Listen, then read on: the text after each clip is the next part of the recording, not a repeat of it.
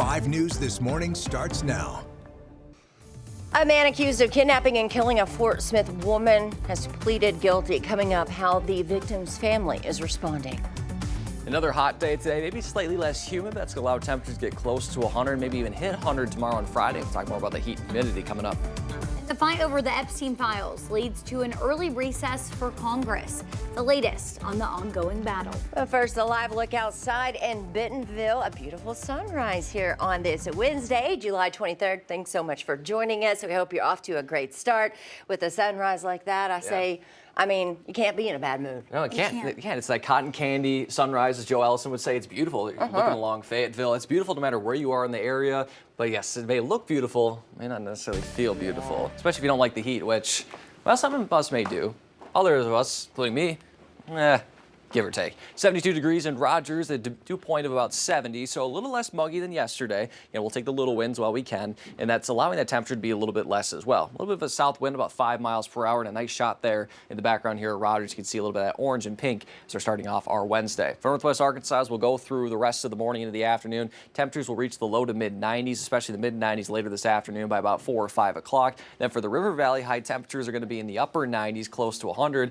The temperatures throughout the day, again, already hitting close to 90 by 10 and the mid 90s by 1 o'clock. Now, those heat alerts still are in effect for today, especially for the River Valley. Extreme heat warning for Johnson and Logan County. Heat advisory for the rest of the River Valley. And again, Northwest Arkansas, even though it's not technically under 1, it's going to be close to it, 103, 104. So anyway you draw it up, it's still going to be hot and humid. These will continue probably for the rest of this week, at least for the rest of July. But there might be a little bit of a trend change as well as maybe a little bit of rain coming up here. So we'll talk further about that in your full forecast. For now, we'll take a live look outside at traffic. Here's a live look along I-49 at Johnson Mill Boulevard. Good morning to you there. Look at those oranges there in the background. Clouds looking beautiful on this Wednesday. No incidents to report so far with traffic, and we'll have that full forecast coming up in just a little bit. Joe and Tiffany.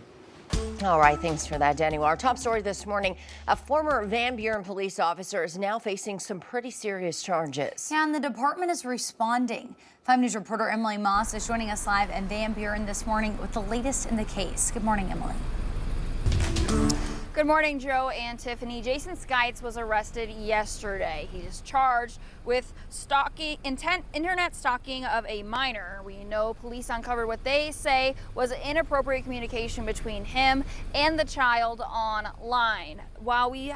This is his mugshot now. While we don't have the details leading up to his arrest, Arkansas law defines the charge as a person between 21 or older using a computer or internet service to seduce, solicit, lure, or entice a child to meet or engage in sexual activity through physical or digital means. Police Chief Jonathan Ware released a statement to 5 News saying Scites' actions do not reflect the integrity and dedication of Van Buren Police, and that as Chief of Police, he is committed to transparency, accountability, and upholding the highest ethical standards within the department. Scites is due in court around 8:30. The Van Buren chief says that he has also petitioned to have his police certification removed. Back to you.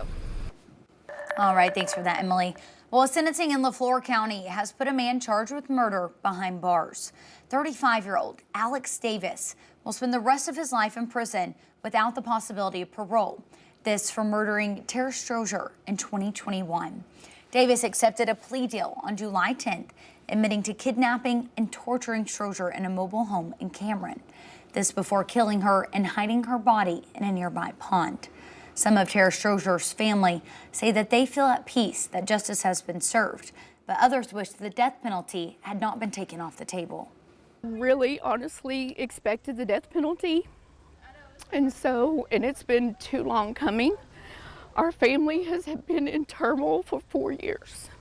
4 long years.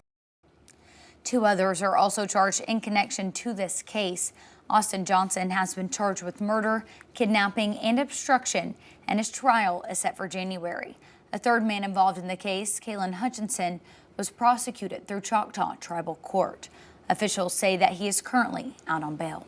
Well, the Paris Police Department will temporarily relocate to a different location. This after a city council meeting was held last night. It also comes after concerns over the condition of the current facility.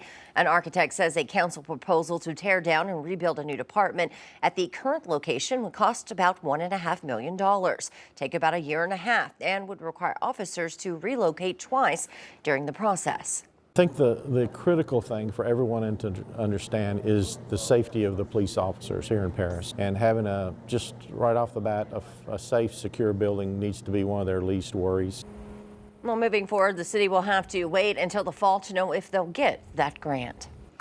Well, a new study shows virtual doctor's appointments could be a lifeline for new mothers in Arkansas. Researchers are saying that digital visits may help increase important postpartum screenings, which could ultimately save lives. The study found that postpartum mothers who received any virtual care were more likely to be screened for depression, smoking, and abuse, issues that can contribute to pregnancy-associated deaths.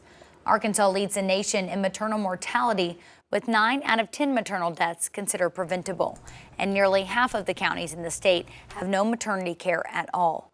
One researcher at UAMS says telehealth helps through barriers like transportation and childcare, but also can make moms feel more comfortable. Some of these subjects might just be more difficult to discuss in person than they are in a virtual format, where you could choose to have your camera off, or you can choose where you're at in your house to have that discussion. UAMS researchers say virtual visits should not replace in-person care, but should be used as a supplement. Well, the House of Representatives is starting its summer recess early today, a move made by Republican leaders to avoid a vote on the Epstein files. Meanwhile, President Trump is turning his focus to former President Obama, generating a rare response from his office. Jared Hill has more. Well, the question is on the motion to adjourn. Those in favor say aye. House Speaker Mike Johnson is sending lawmakers home early for summer break, rather than dealing with a bipartisan push to force a vote on releasing more files on Jeffrey Epstein. What we refuse to do is participate in another one of the Democrats' political games. But Republicans like Kentucky's Thomas Massie are also leading the charge. It would behoove the Speaker to bring this to the floor. Just vote this out. Give it to the Senate and let them do their thing. It's an issue that's roiled the Trump administration for weeks. His deputy attorney general says he wants to interview Epstein's co-conspirator Ghislaine Maxwell, currently serving 20 years for conspiring to sexually abuse minors. It's a plan the president says he wasn't aware of. Yeah, I don't know about it, but I think it's something that sounds appropriate to do, yeah. President Trump then pivoted to former President Barack Obama over an intelligence report concerning his administration's investigation into allegations Russia tried to influence the 2016 election. He's guilty. This was treason. This was every word you can think of.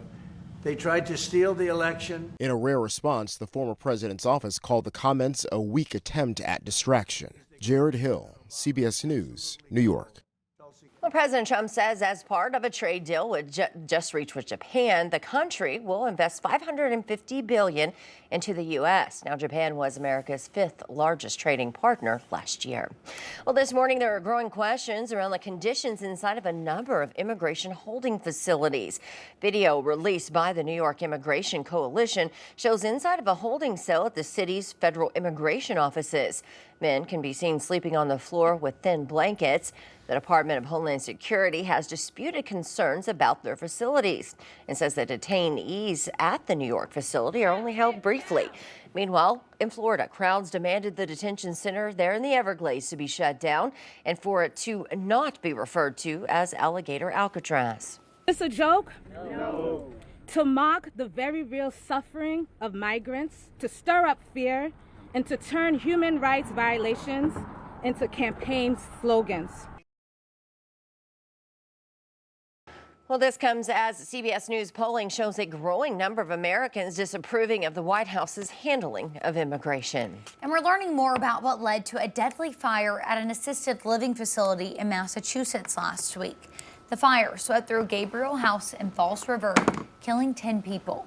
After a preliminary investigation, the fire marshal said on Tuesday that the fire started in a resident's room and was either sparked by a malfunctioning oxygen machine or someone smoking. Investigators say medical oxygen at the facility contributed to the fire spreading rapidly.